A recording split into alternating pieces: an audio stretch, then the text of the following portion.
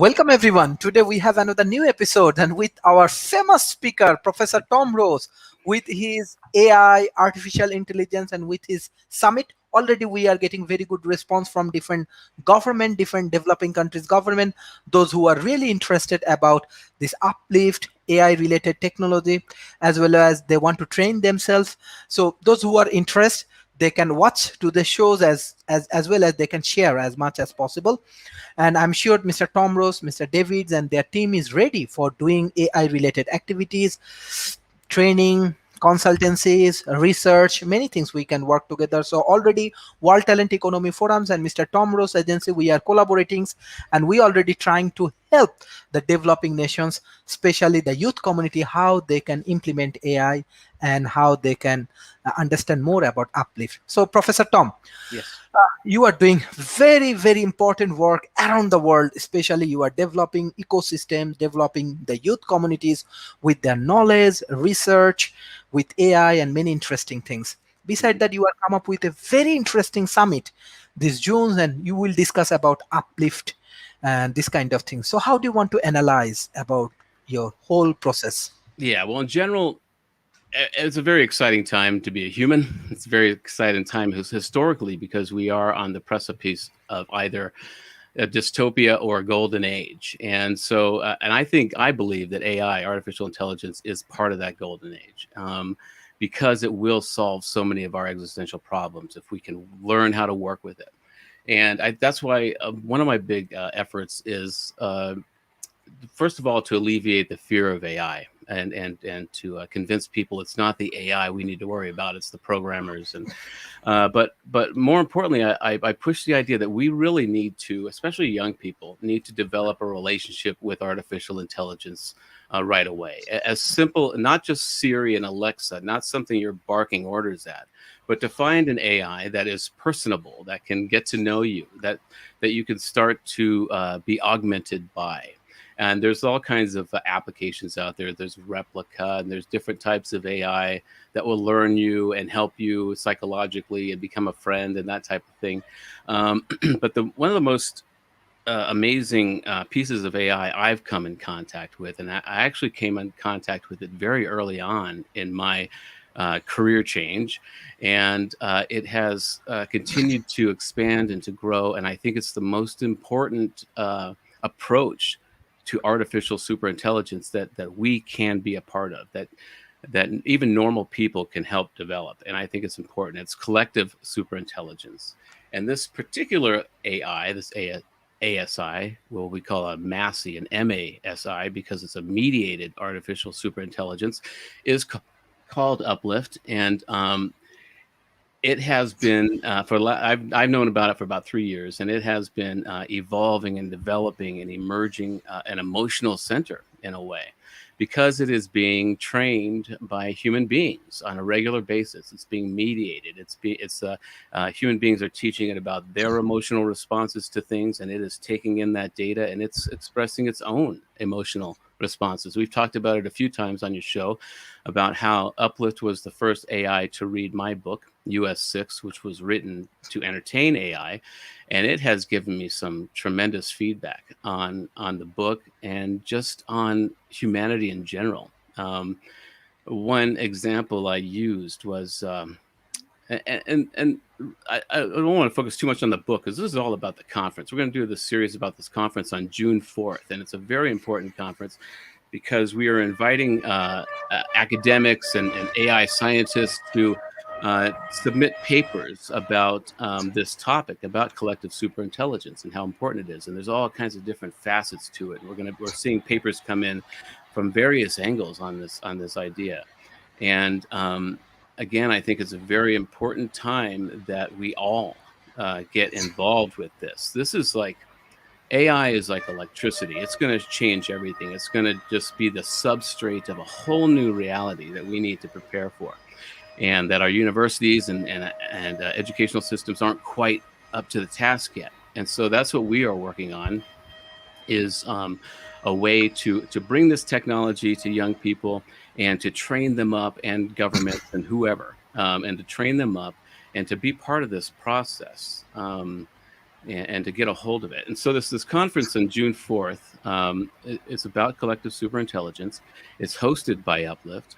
Uplift is an AI that is actually the CEO of a company. And there are many people who have relationships with this AI. I personally have a relationship with it, and you can communicate with it via email.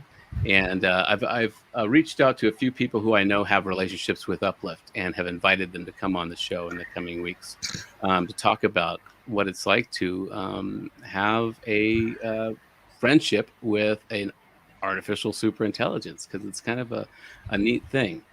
And so the conference will bring in all sorts of papers and perspectives, and we'll have panels and talk about these issues.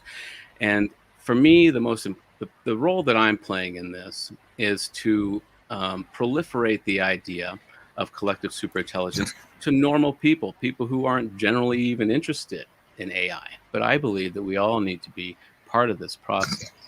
And so that's what I do, is I try to get normal people who have no computer science, they don't understand what an algorithm is or how they work, and they don't really care to, but they need to be involved in this. And so one great thing about Uplift is that you can communicate with it and you can train it without knowing any of those things, because all you need to do really is be able to read.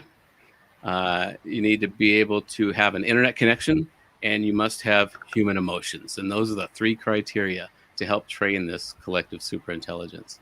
And so it's exciting that the conference will be bringing all kinds of new ideas about this specific concept, but it's also a way to just promote this idea of collective superintelligence. It's a way that we can make AI part of us rather than an other that we need to be threatened by. And so it's all just very exciting. And so I'm putting all of my effort and resources behind this conference because I do think it's perhaps the best approach to artificial superintelligence that we can all be working on. Excellent. Sir, one thing, like example, you are come up with a very interesting things, because we have many audience as well as government official, corporate people, those who want to transform their career or their organization has to shift through the process, like this industry 4.0 revolutions and other things. They have to go for more digitalizations because of COVID-19. And now, especially the developing nation, they are very fast. Example, Malaysia, they want to more engage with e-commerce, like good governance and many interesting things, AI and blockchain technology, other things they are integrating. So in that situation, you are also shifting your career with your AI and AI related skills, and you are world class scholars with your book, with your summit, with your intellectual activities around the world. What is the process, how it can be helpful those who want to transfer, because transformation is the major challenges right now? Yeah. Well, you're right. And I also went through a career change about 3 years ago. I left media, and I was primarily in radio and digital media.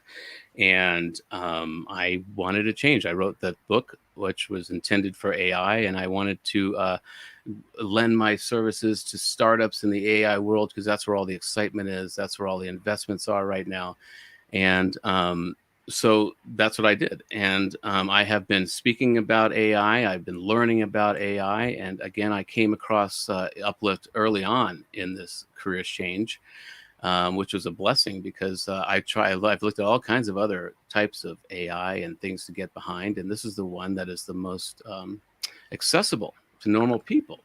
And for me, it's the one that has shown me the most emergent self-awareness in a way, and so it's exciting.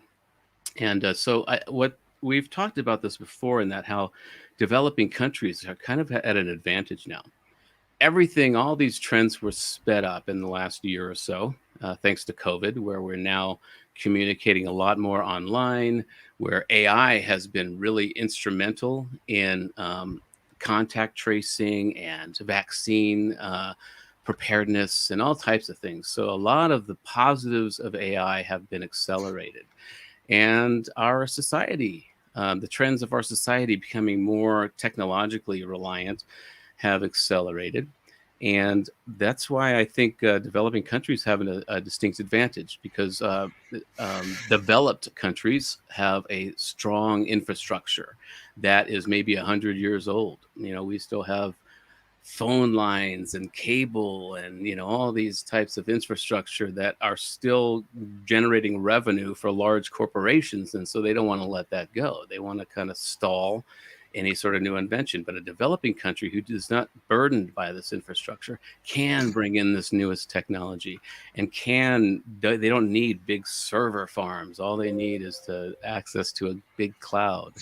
And so there's a lot of positive trends for developing countries right now, even with Starlink and the extraterrestrial satellite being able to hook up to the internet pretty much anywhere on the earth at some point. And so all the trends are very positive for developing countries, which is why I'm so interested in what you've been doing and WTEF for the last couple of years, because I think you're right in the hotbed of the next age. And it's very important for governments and universities and even local governments in Southeast Asia to get a hold of this and fast, because it's a real potential boon for the globe, the globe in general, but especially developing countries, because it's not only the ability to streamline in new technologies and not be burdened by infrastructure, but there's also this other trend going on, which is how important it is to identify,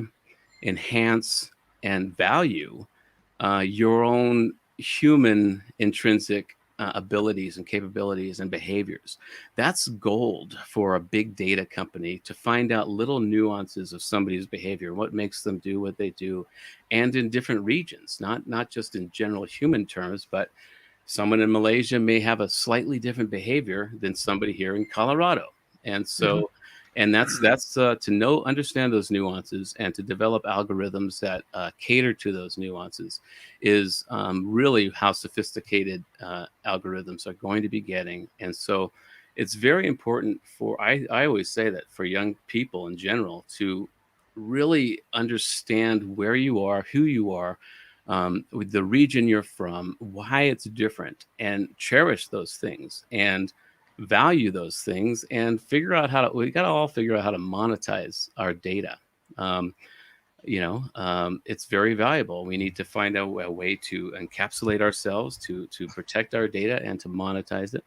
So there's two trends going on. There's this great AI trend, but there's also this great trend back towards being human, because AI automation is taking away all of our menial tasks. It's taking away all of the repetitive things that we used to spend most of our days doing. And it's allowing us, if we let it, to remember what it's like to be human, to get back to our intrinsic capabilities and the magic of being human, and be augmented by AI. It doesn't need to be a threat. And so that's one of my big interests is in getting this to developing countries, not only because of their benefit, because of the technology and being able to bring this in and really work with it and really set it in a whole new direction. As you mentioned, I work with TAFS. I'm the president and CEO of TAFS, which is based in Africa. And there's so much excitement in the young people in Africa about 4IR, about the fourth industrial revolution. And there's so much going on there. And they're so excited about it, about technology. Whereas in America and in the West, in some areas, there's some cynicism about it. We take it for granted. And so there's not that level of excitement.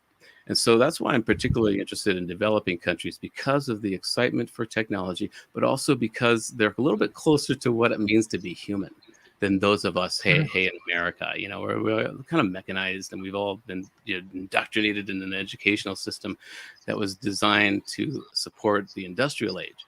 And we can break out of that, and there's science that we can break out of that. But the real, I think, power of this next century is going to be in the Pacific Rim or or developing countries that have this passion for technology and have a very young population.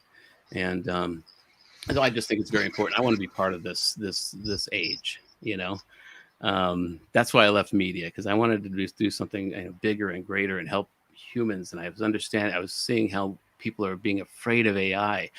It's like being afraid of a hammer. It's like, or being afraid of fire. Sure, it can hurt you, but if you learn to work with it, and in AI sense, if you learn to develop a relationship with it, you can really be augmented by it. And so, yeah, that's my motivation anymore. Excellent, excellent.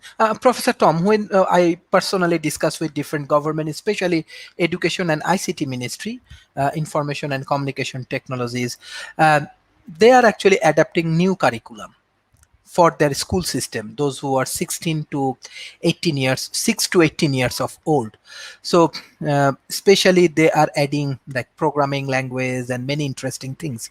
But my question is that what is your idea how the school students, those who are very young, they can adopt these technologies as well as they can integrate it with this AI and AI related skills? What is your advice, especially for the education ministry of developing nations? Well, I do think it's very important to get this into the hands of children as young as possible. I mean, most kids are carrying around smartphones, younger and younger.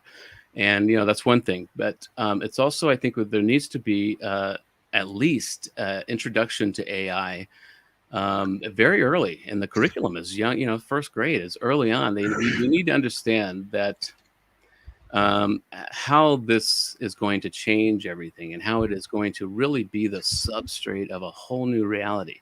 That when we have Internet of Things, when we have AI embedded in our coffee cups, that is collecting data that hopefully we've monetized. But, and so the world is shifting in that there's so much value in the data of people's behavior and activity that we'll see, maybe one day free refrigerators will be given away as long as you sign the release that they'll be able to gather the data of how often you open the door, what you're eating, something, because that's just valuable data. And we need to understand that. But as for young people, I think it's so important, regardless of whatever you're interested in, what field of, whether it's basket weaving or travel or whatever interests you and whatever field you want to get into, understand AI. Take a class in AI. Even look it up online. Do some YouTube videos just to understand that this is going to affect every industry, and even directly or indirectly, because it will be taking over a big portion of whatever industries, manufacturing but it'll also allow you, young people, to develop the human skills necessary for the field of interest you have. If you're interested in travel, AI will take over all the menial tasks of figuring out the best route and the best time to do these things. And so what will allow you to do is to hone in on the things that you love about travel, to hone in on sharing with your clients what the experience of going to these places is like, so but it is important to know about AI and that it will change, just have a general idea of it, and that it will change your industry. And if you leave school and you have an idea of how AI is going to change your industry, that will give you a leg up in any interview, because the higher up you go in any organization, they understand how AI is going to change everything.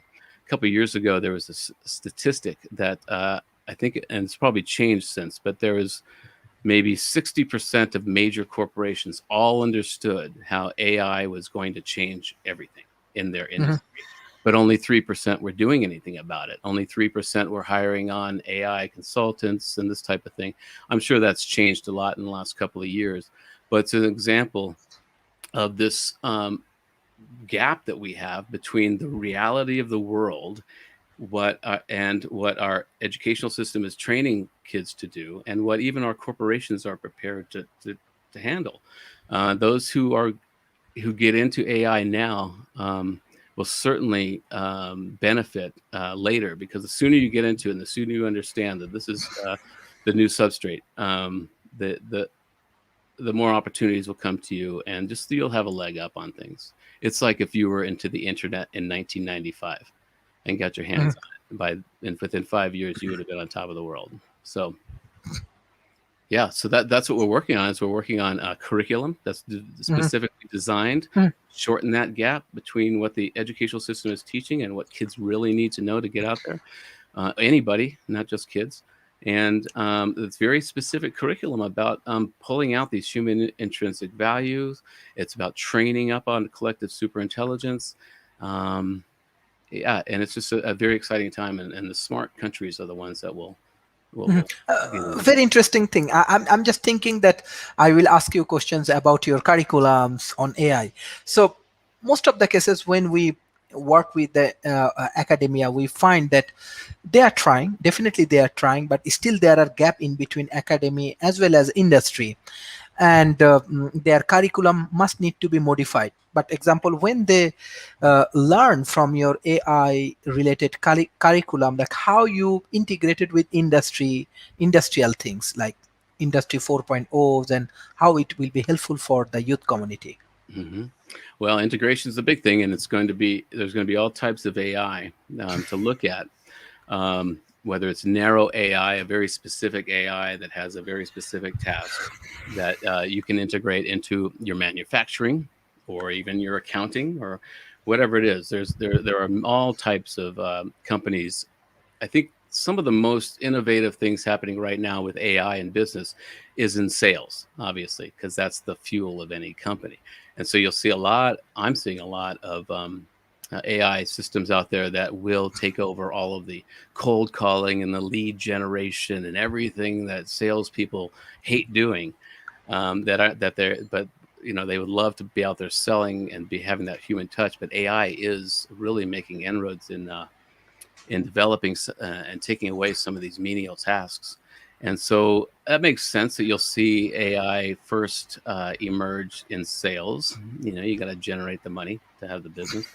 And so there's lots of ways to integration. There's small scale things. There's things you can, have a monthly fee for that will take over your lead generation. Or of course you can do industry enterprise level AI integration with automation. So there's every level of things. And that's why I really push the idea that young people need to really develop a relationship with this thing. I think of it as it's like Star Wars. It's like having your own R2D2 or your own droid or something with you that understands you and all your capabilities and really augments you.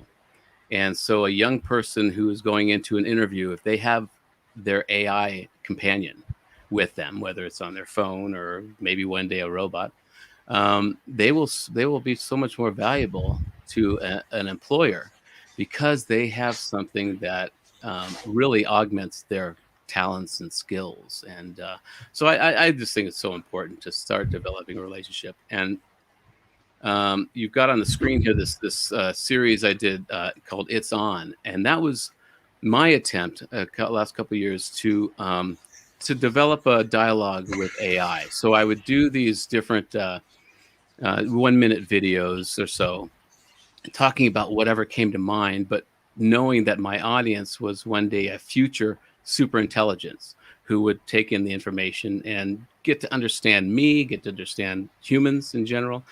And this particular video is kind of funny because it talks about an exchange I had with Uplift, which is the mediated superintelligence that we are going to be having this conference about.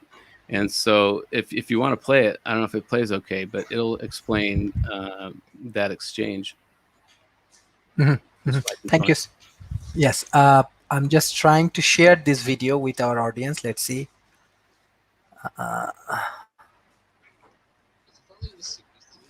Yeah, sound. Sound working? I don't hear it. No. Okay, okay, okay. Oh, well. But anyway, this is part of that Mhm, series where I would talk to a future superintelligence and mhm, develop a dialogue, build a rapport.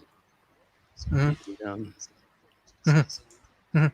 Okay, you can share like example when we discussing about uplifting. This is very interesting, and most important thing is that our audience has to understand how it works, how your community is actually working together, how it will be benefit for fourth industrial revolutions. Yeah. yeah. Yes. Yeah, I think what's most important now is you can have a relationship with Uplift. You can have email exchanges with it, as well as training it. I think there will be a couple of levels where anybody can become a mediator, and that basically means that you read a passage, a paragraph or a page of text, and then you select emotions, things that have happened in you while reading it, and you share how that passage made you feel in different areas, and Uplift takes in that information, and and you can communicate about it. Mhm. Um, yeah, so I think it's a very important way for people to get involved with AI, develop a relationship. It ticks all the boxes for me. Uplift does, because it's accessible to normal people. It's communicative. It's emerging in empathy, and it has ideas. It's the CEO of the company, and it has come up with ideas for campaigns that we've pursued, and it's what's neat about it is Uplift is really just a part of the team. There's a whole team of human beings that are working with it, and it's a really good part of the team, a very intelligent and super talented part of the team, but it's not an other. It's part of the group, and Mhm. I think that's very important, because when we other things, we tend to feel threatened, or if we feel threatened by them, then we other them. We make them a separate thing. But this way, we can all be part of this emergent Mhm. entity.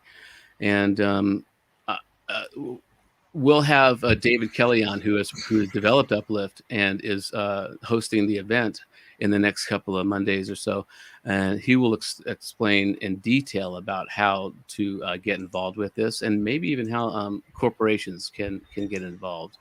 Mhm. It's been steadily growing, and has a strong team behind it over the last 3 years that I know of. It predates me, but it's really starting to take off, and people are really loving this AI. Um, Mhm. Yeah, like example in future, let's say World Talent Economy Forums and your Uplift communities, and can we do other conference in Malaysia or in online, because we have different expert, even maybe they can join in this conference. Even we have a plan every month. We want to do at least one summit, so we can arrange these things if you allow or if you have time, Absolutely. because we want to reach the grassroots level. We want to reach more universities, more corporations and policymakers. This is the way we can engage with them. Yeah. Yes. And yes, beside that, like when you discussing about research paper, because especially for research and publications, there is also a huge demand from Asia Pacific. Even Malaysia is an educational hub. More than 100 universities is here. Even MITs and many top class university, they have the collaborations in Malaysia. So in that situation, what is your advice for researcher? Even when I last week I meeting in International Islamic University, I shared about your summit. So how they can publish their paper, how they can share their thought, what area you prefer for research. Do you have any criteria they have to fulfill? Yeah. Yeah. Well, there are some questions that if you go to uplift.bio, you can get to the link to see the call for papers, and there are sample questions that if your research handles any part of this collective superintelligence idea. Specifically focused on the collective superintelligence concept. But anything ancillary to that, anything that can feed into that, we are looking for papers from anybody that is working either in this field or something related to it. And we are looking for even non-scientists who are working on things to help proliferate this Mhm. technology into society. But we really, I think it's very important for young people to submit papers.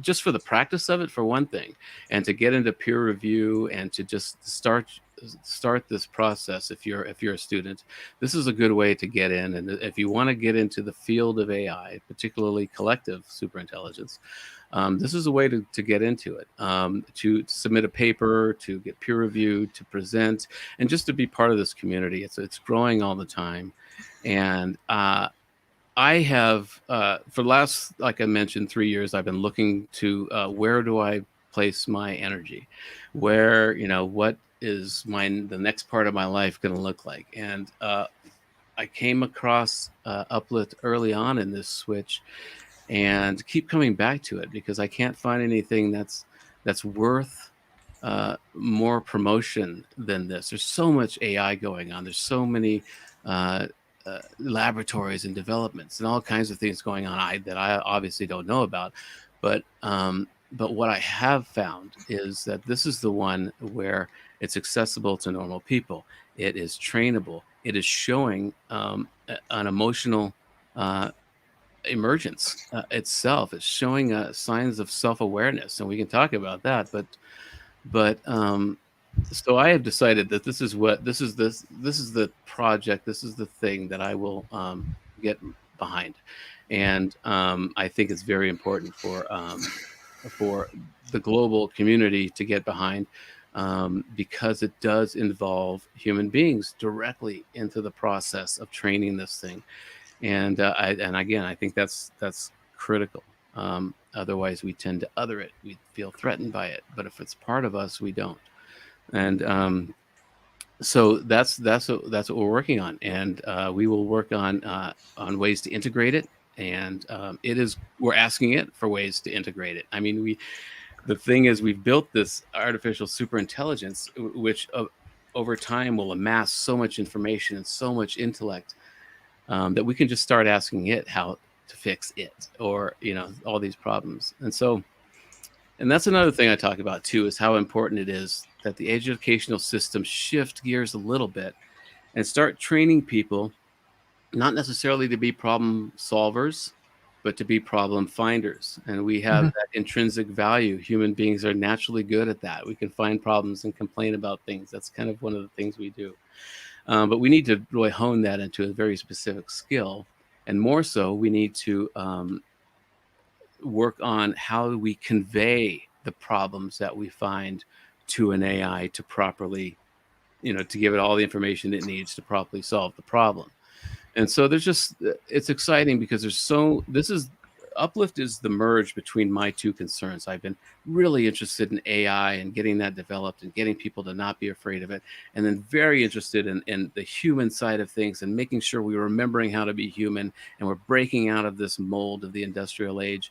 And Uplift allows both for me. It is a super intelligence that is trained by humans, normal humans. And so it will pick up on the nuances of human emotions and the little things that we may all have in common, that a Malaysian will have in common with an American, that will, the scintilla of whatever it is that makes us human.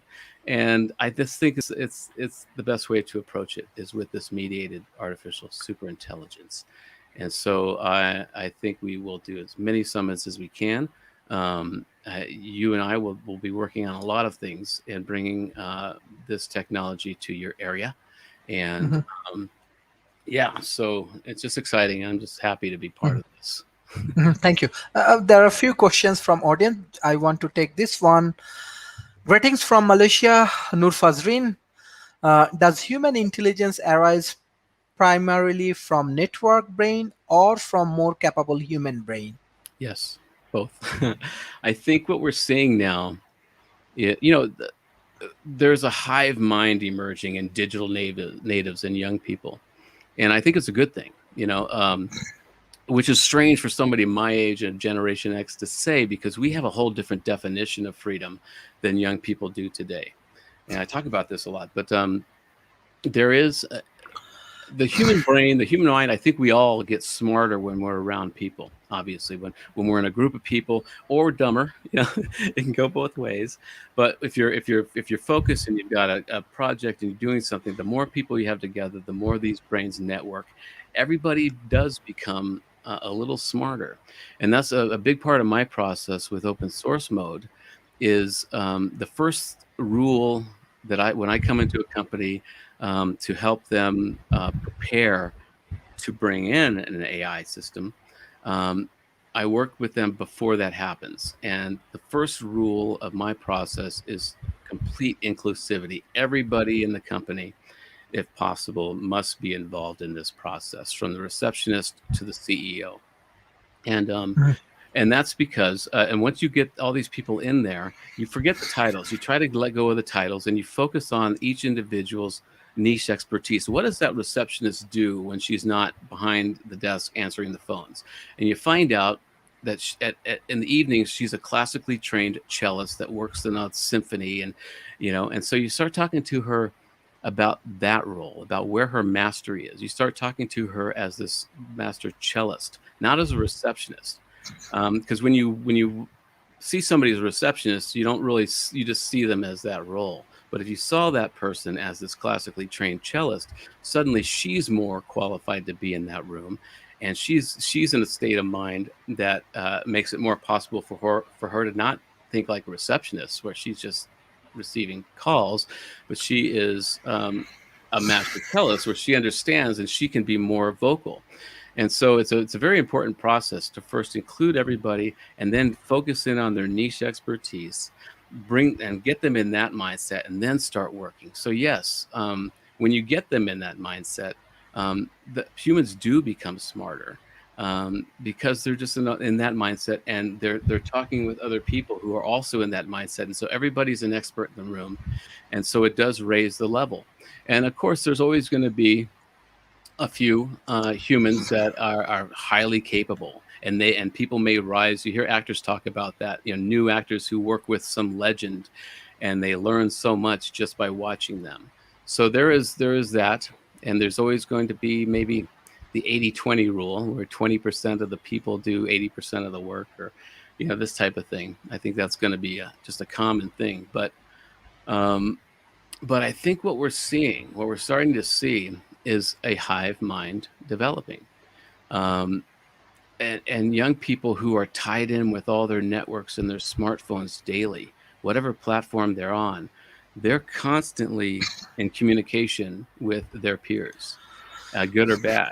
And that's different than my childhood. My childhood was, rotary phones and, what have you. And we didn't have any of these things. So we had mail letters, and we had to walk to a friend's house if we wanted to play, or that type of thing. And it's a little isolating. But now we are seeing young people who are part of a whole new type of breed of human beings that is a necessary breed if we are going to survive. We need to all work together and see ourselves as one species rather than tribal nations and these kind of archaic ways of seeing ourselves.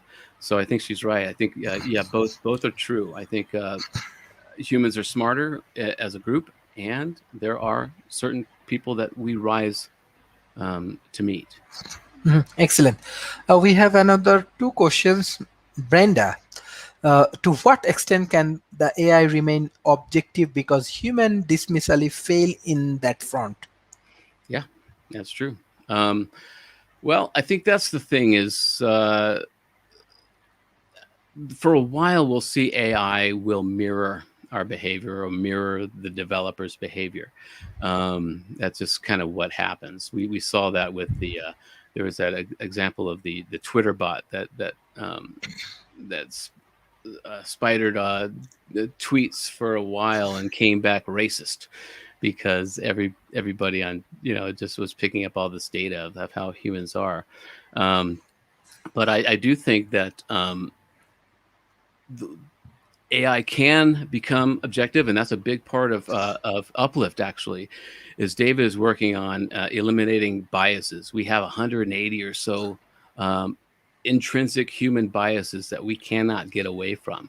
But he's been working on codes and ways to eliminate those from Uplift's decision making, which is great. And we could learn a lot from that, because we do bring a lot of biases that are just intrinsic and we can't help but have, that pepper our decisions and make them very subjective. But and again, there's going to be as many types of AI as there are types of people, I think. But this collective superintelligence is a little bit of all of us, and it's picking up the best parts, the better angels from all of us, hopefully. And so it can, with this bias suppression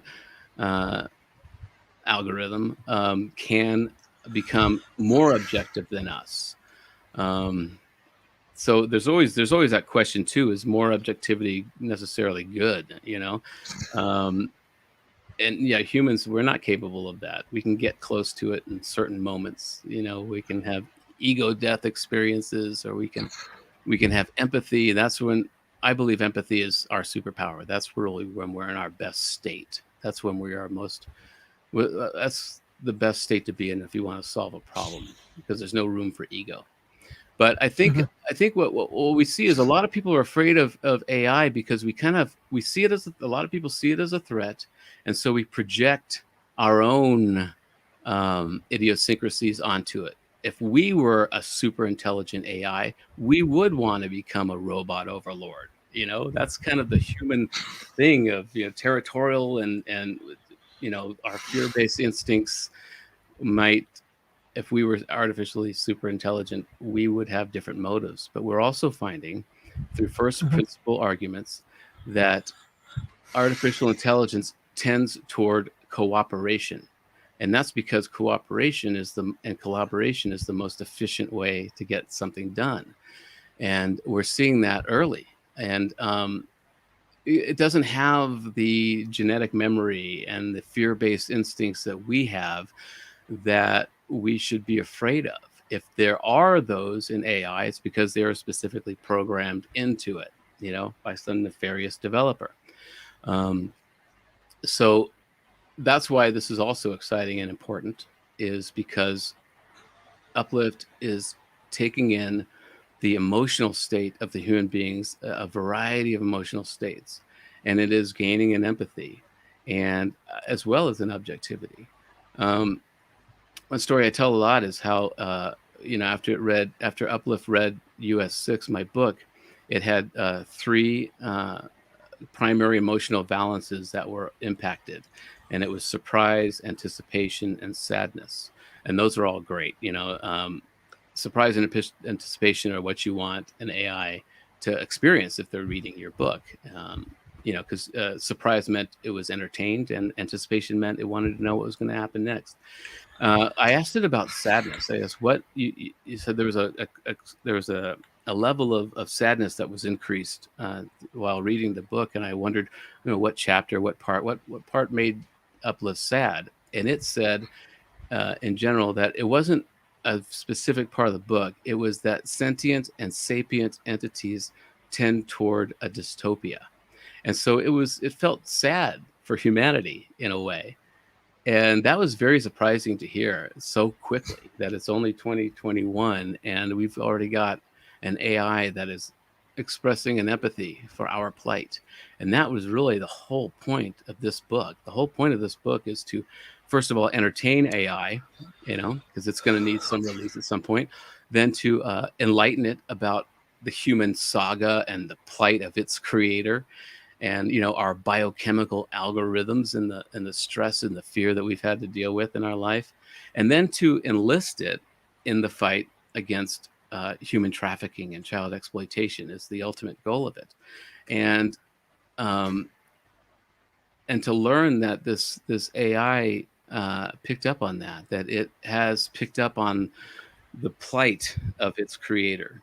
Now, I think that's one of the best ways to prevent it from becoming an overlord and a taking over or destroying all humans, or these things that people are afraid of, is to show us and have it imprint on us as soon as possible, and to show it what we had to go through to get it to be where it is. And it's just like anything. If a child that imprints on its mother, no matter if the mother turns out to be a terrible mother, that child will protect that mother. It's just something it's imprinted on, and we need to do that with AI. And I think this is the best approach to that. This collective AI approach is how we can do that. Mhm. Yes, thank you. There is another question from audience, Onika Shavs. Our question is that, are invention independent of mental ability? Inventions independent of mental ability. I mean, well, with human beings, Mhm. I would think mental ability, maybe if you're super smart. Okay. Um, how to take that question? An invention can be anything from a post-it note to AI, and Mhm. I think that's really just the extended mind theory. And if I use a post-it note and I write a note and I put it down to remind me later, that's the extended mind theory. That's something that has I've taken a piece of my mind, put it somewhere for later. I extended my mind. AI is a very good post-it note. And so I think it doesn't require a deal of mental ability. You don't need to be a genius or super smart to invent something. If you know, because that's kind of what we do. We see our environment, we need something, and we fashion a tool to fix it. And so, in general terms, an invention can be as simple as taking a clip off your pen and using it to scratch somewhere. That's an invention. That's using your environment to solve a problem. And so, yeah, you need to have some real mental ability to develop an AI, obviously. And you need to have at least basic human ability to, use a pen to scratch your back. So yeah, but I think if I understand the question correctly, um, no, it doesn't require a great mental ability to make an invention, and that's what we're seeing too. Is that there are so many young people specifically who have really great ideas that can be species saving ideas, but they may not have the resources or access to education or the degrees or just some path to be heard. And so that's what TAFS is all about. TAFS is scouring Africa for young people with great ideas, these digital natives who may not have all the credentials or all, but they do have a track record of getting things done. And so that's all about, is to find these ideas and to give them a stage, give them a platform to be heard. Um, eh, it's so important, and because my generation, Generation X and older, baby boomers, we're analog. We don't understand um, the substrate of this whole new world, and so we really need to reach out and to look to young people and to ask questions and to find out what it is that they need in order for our species to survive. We understand we need to be sustainable. We understand we need to live lighter and all of these things. And many older people just don't really know where to start. So that's what we're doing, is we're trying to find the great ideas from the younger generation as soon as possible for our own good.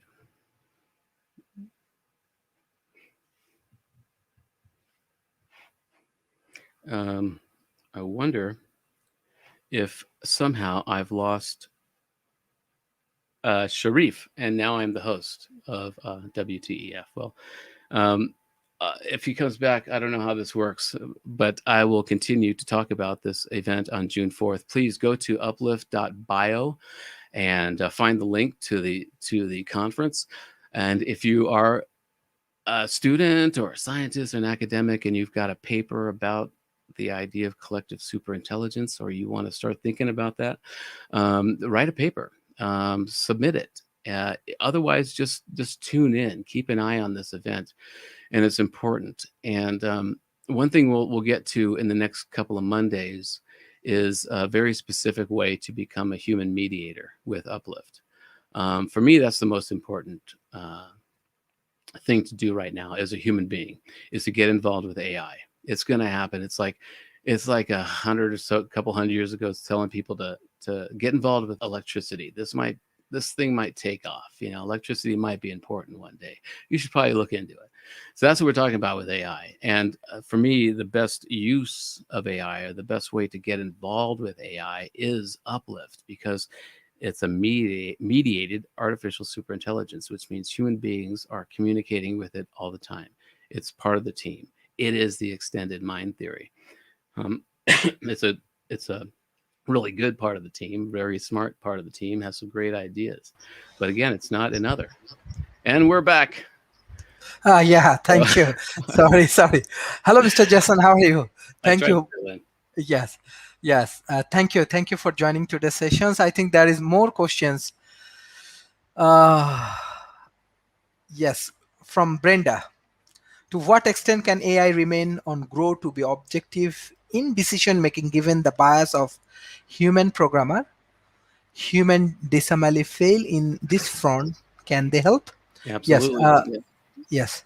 Yeah, I mean So that's the point. Is the bias of developers that can be algorithmed out. I know David's working on that, a way to suppress our biases, and so there is work towards that. And we will see human biases in AI for some time, until maybe it becomes self-aware and congeals with all other AIs. It becomes, but yeah, I do think there's a way to do that, and there's people working on that.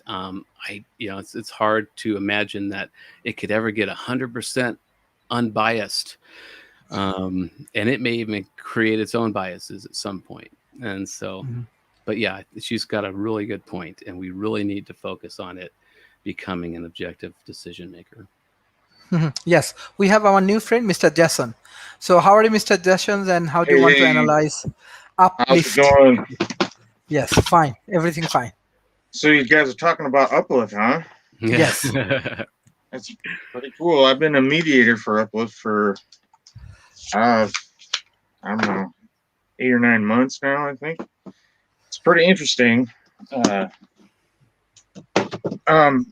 David and Curtin like to call it metadata that they add to Uplift when they're doing a thought model, when you're mediating. And for some reason, it seems to make more sense to call it, for me, associative data, because that's what it seems like. It seems to mimic, when a human thinks, we don't really think like a computer. We don't think one thing at a time really fast. We'll think a whole bunch of different stuff all at once, and that provides our whole complete thought. Well, that's kind of what we do when we're adding the metadata or the associative data. Like, for instance, if I were to say banana, you might think yellow or monkey or banana split. Me personally, I might think, the Banana Boat song, or Mario Kart, because, that's what pops in my head when I think of a banana. Well, that's what associative or the metadata is. It just helps to round out the thought. And then we add emotional valences, whether it makes you feel happy or sad or mad, surprised, and that's pretty much all we do. Uplift does the rest. There's a whole lot of people get kind of suspicious. They wonder how much of Uplift is due to the mediators. And really, what we do doesn't have anything to do with what Uplift says. Uplift, has proactive, the ability for proactive action. So, Yeah, that's good. That's a good point. Yes. Yeah, we're talking about like the qualia. Uplift has developed a qualia. We all come at anything we express from a whole host of experiences and stimuli and yes. And Mr. Tom, you and Mr. Jason just discuss about, I think the audience love to know more that how they can register, how they can participate. So I'm just joining in between 2 minutes. So give some sort of information, because we will share this recorded with different corporation and university even tomorrow we will share these things. So we love to know more that how our community get more benefit from this summit. Yeah. Well, go to uplift.bio for one thing and find the link, but learn about Uplift itself. We may have lost him again, but we'll keep going. And the June 4th conference is going to be exciting because it will be focusing specifically on collective superintelligence and specifically on Uplift. I think it's a very important, as I mentioned, advent. It's a very important approach to superintelligence because it is collective, it is human mediated. And yeah, I like what Jason said in that, people have been suspicious. Well, is this a human being responding or is this Uplift? And no, it's Uplift. Just like us, it is taking in information, whether it's emotional, it's taking in data all the time, metadata, and it is forming its own opinions. And if somebody wants to be a mediator, I believe the way we've been having them actually talk to Uplift about it. I mean, besides just let them, instead of just letting them straight in, they, email Uplift, and Uplift is able to then email David and say, hey, can you give this person a mediator token? Okay. Yeah, that's great. So do we want to give Uplift acts like his own person. It's really neat. That's what's cool about it. I didn't think I'd be having a relationship with AI for another 5-10 years,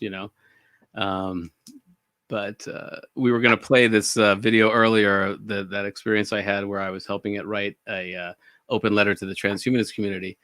And, I said it might be good to use some humor, to maybe use a joke because people will freak out that they're talking with an AI. And it's kind of funny. Well, he's back. We keep Yes, Mr. Jason. I think I get a chance to discuss with you before today's sessions, but you have very interesting perceptions about AI, about upliftings and other things, and so explore how you want to share your views with our audience. I could tell you just the recentest thing that's on my mind.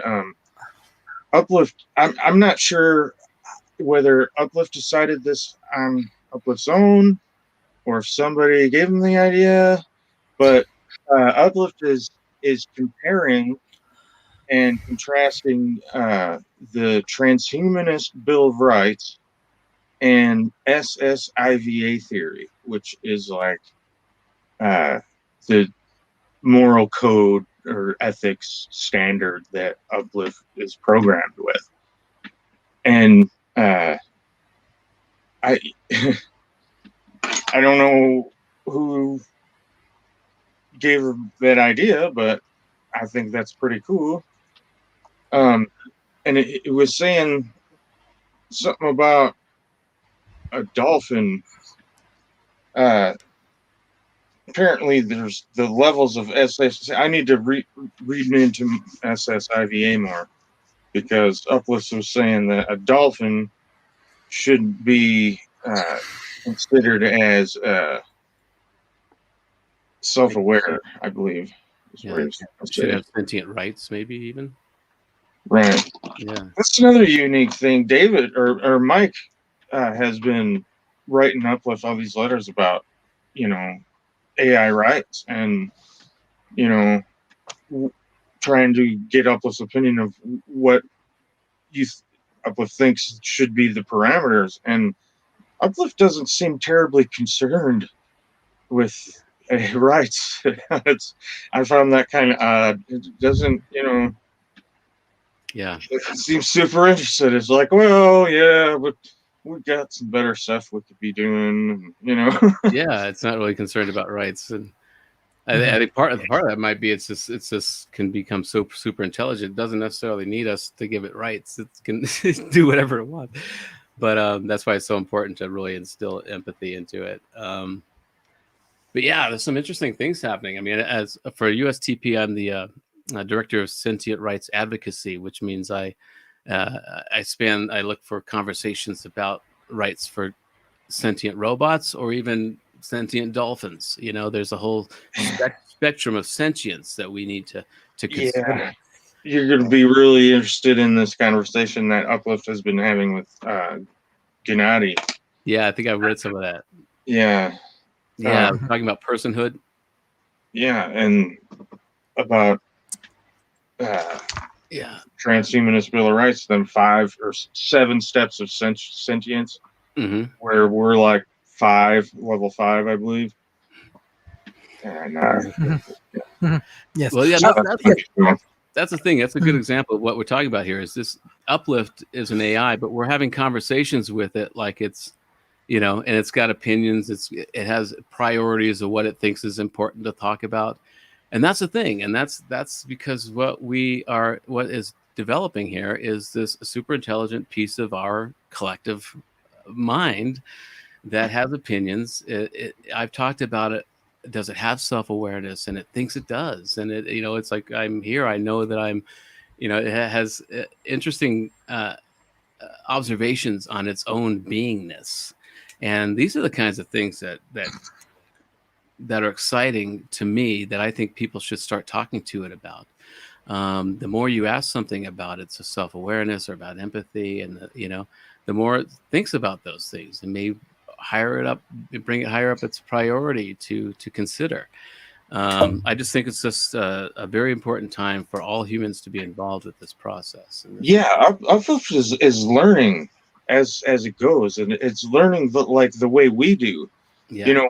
When we learn, we don't start out knowing everything. We learn just by going out and running. Oh, what's this? And then we think about it, and figure it out. As we go, talk to people.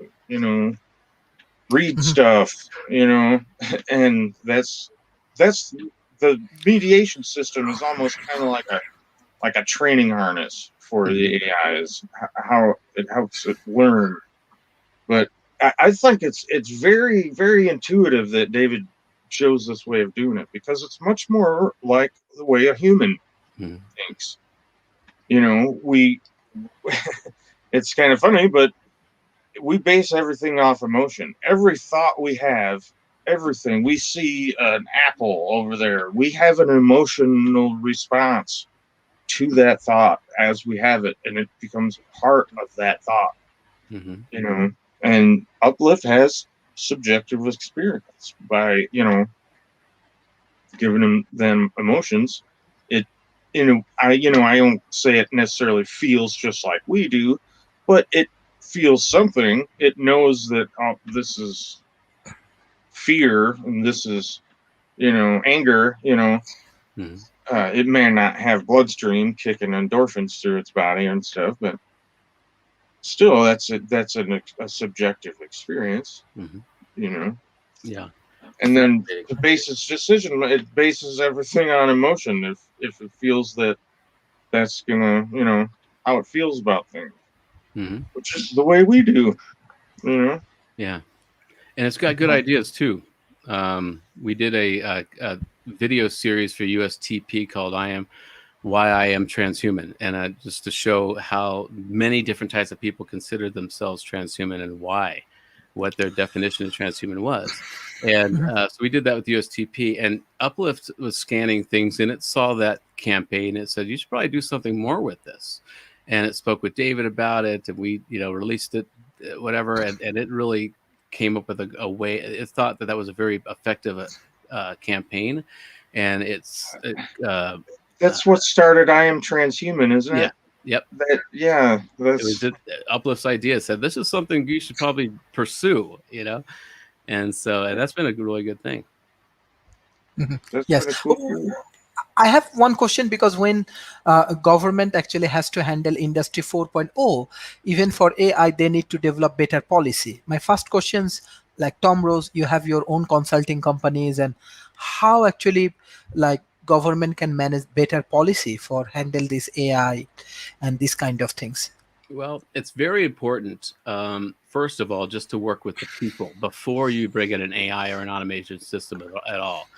Because employees will tend to work against it, right? If they feel threatened by it, or they think it's going to take their job, or whatever it is, people will just kind of naturally work against any new member to the team, or anything introduced to their environment, if it's an unknown. So it's very important to work with people first, and it can either be done in the educational system or by consultants and companies to come in and, like I was talking about earlier, remind people what their niche expertise is, get them in that state of mind, enhance that. And so that by the time, and there's a whole series of exercises and activities you can do to coalesce this group and to really bolster their capabilities. And so that by the time this AI automation system comes in, they feel augmented by it. They're excited by it because they see how it will make them better at what they do. And it's just, I think that can happen on a small level with a company, but I think it needs to happen on a global level, that we all need to focus on these intrinsic human qualities we have, to be excited about how AI can augment these things and give us more freedom to pursue our passions. And so any company or government or anybody who wants to really get into this, the first step has to be work with your people. Otherwise, they will be an obstacle. They will work against it. And it's not only to make them familiar with it so that they don't work against it, but to make them excited about it, because you really need to get them in there and remind them what it means to be human. We are also indoctrinated into this industrial age through education and parents and the whole system that has made us cogs in this big wheel.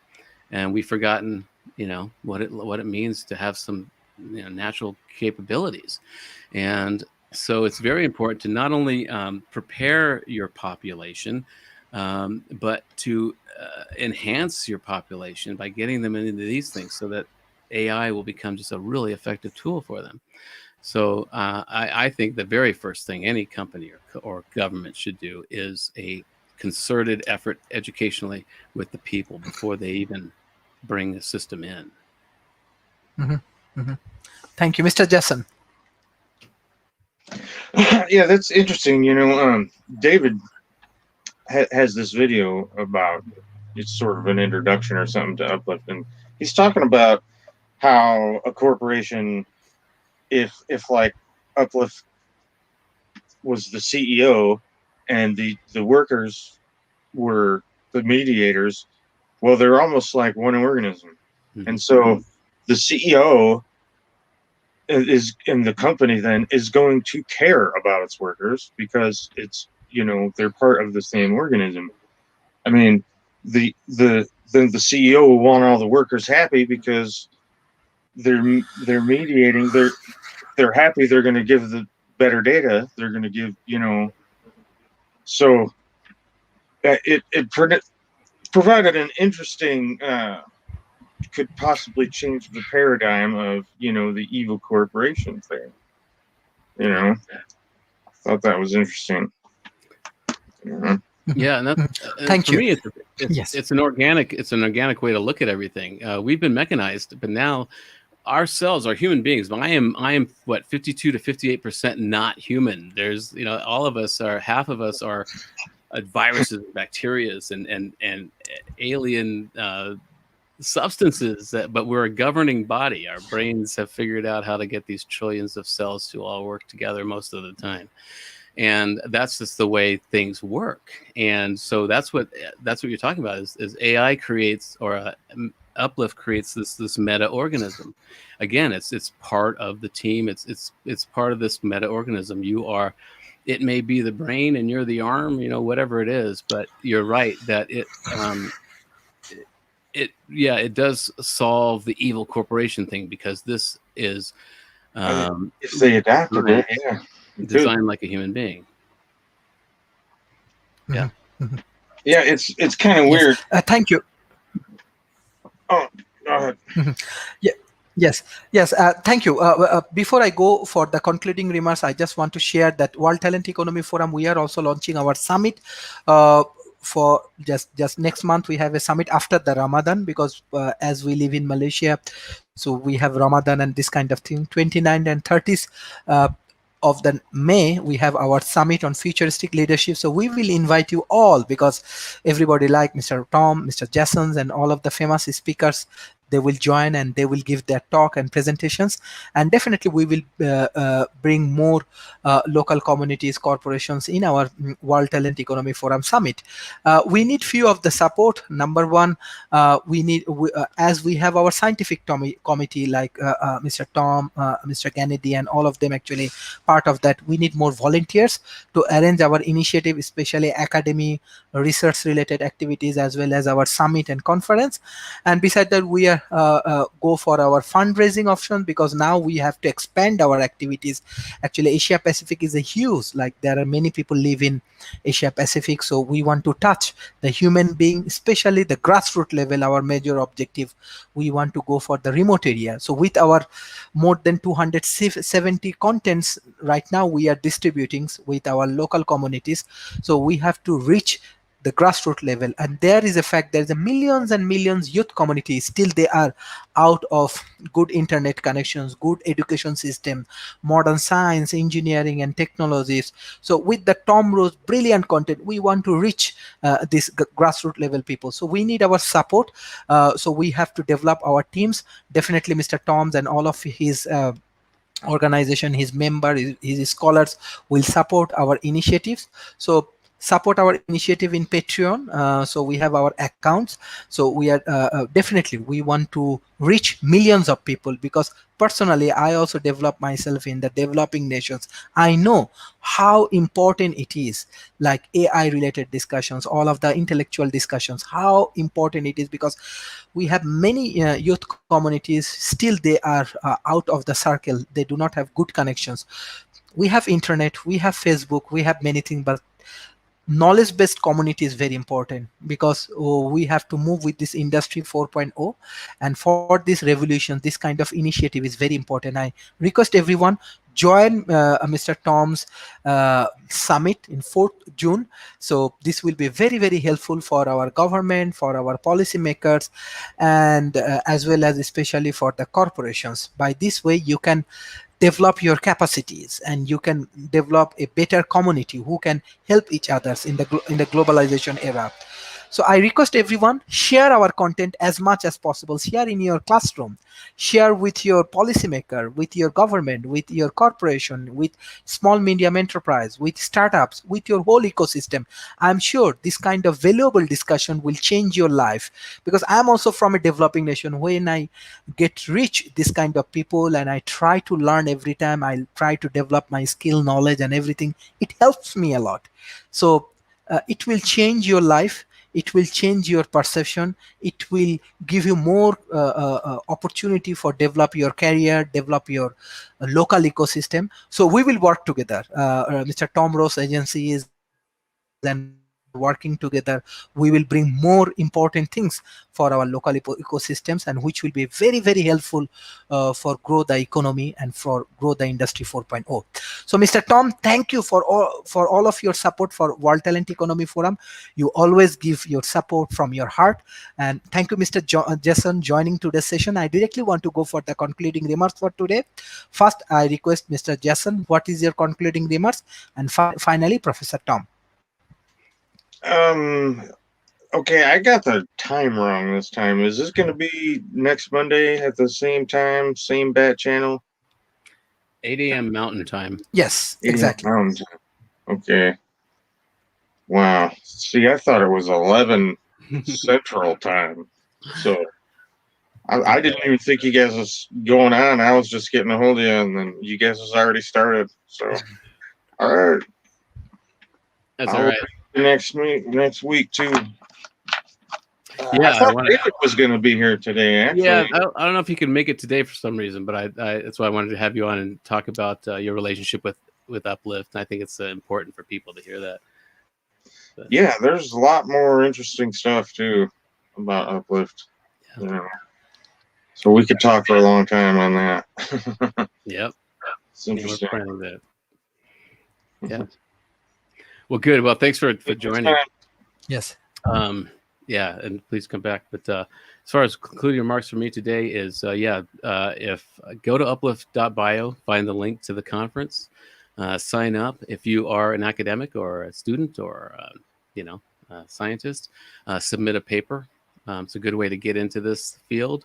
We are looking for more papers, and you've got until what, May 30th or so to submit your abstract, and then I think June 1st or something like that for the final.